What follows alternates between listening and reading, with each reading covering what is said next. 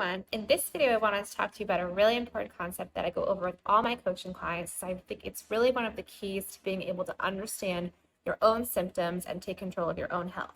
So that concept is, what does it mean for the SI joint to be out of alignment?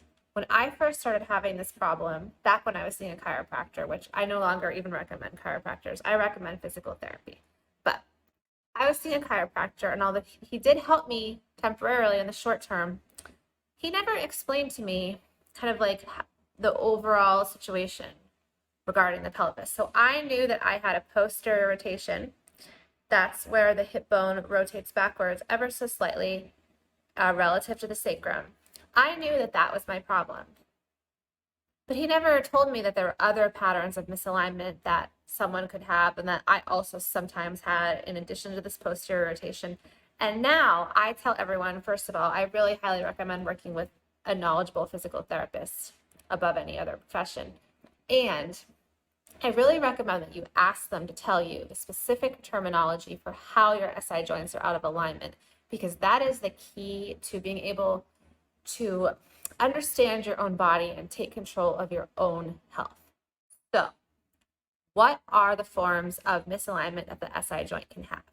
As I explained, you can have a posterior rotation. That's where your hip bone just rotates backwards ever so slightly in relation to the sacrum. And when I say it rotates backwards, I'm only talking about a couple of millimeters. It's a very subtle thing. It's not going to show up on an X-ray or MRI. The joint is not dislocated. Technically, it's called a subluxation, but for our purposes, we can just say that it's rotated a tiny, tiny amount, and it may look normal in an image compared to someone else's X-ray, but it's not normal for your body. And an experienced physical therapist can do a hands-on assessment, and they can tell what's going on. So you can have a posterior rotation. That's a backwards rotation. But you can also have a forwards rotation. So that's the opposite. That's where the hip bone has rotated forwards.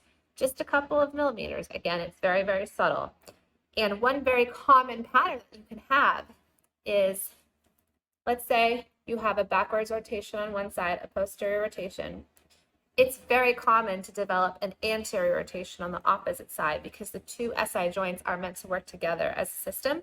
So if one side is doing one thing, the other side may end up doing something else because it's the body's way of trying to balance out if you have an imbalance on one side.